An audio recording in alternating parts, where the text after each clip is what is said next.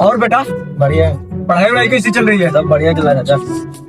लासा मास्ता आता है? नहीं। जाओ कॉपी कलम लेकर आओ जी, समझा रहे। आओ तुम लोग देखो, अभी मैं तुम लोगों को लासा मासा पढ़ाने वाला हूँ। आओ ध्यान से देखो। देखो मैं यहाँ पे लिख दे रहा हूँ 2025 और यहाँ पे लिख दे रहा हूँ 2026।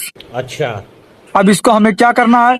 इसको हमें देखिए यहाँ पर जीरो है, जीरो से जीरो को काट देंगे और ये दो को और ये दो को दोनों को आपस में हम जोड़ देंगे तो ये दो दो चार हो जाएगा। और ये दो हम इस दोनों को जोड़ देंगे, ये भी यहाँ पे 4 हो जाएगा। और ये 6 और 5 जोड़ देंगे, यहाँ पे 11 हो जाएगा। तो ये 11 जब हो जाएगा तो तीनों को आपस में जोड़ देंगे। तो ये देखिए तीनों को जोड़ने के बाद में 11 4 15 और 15 4 19 हो जाता है। और फिर हम इसको क्या करेंगे? इसको उठा के ऊपर लेके आएंगे, ऊपर लेके आएंगे, यहाँ पर रख देंगे ऐसे ऐसे करके। ये सबका कोई मतलब नहीं है। अबे साले चोरी करने का मतलब कुछ नहीं। सारी बहाने की चोर।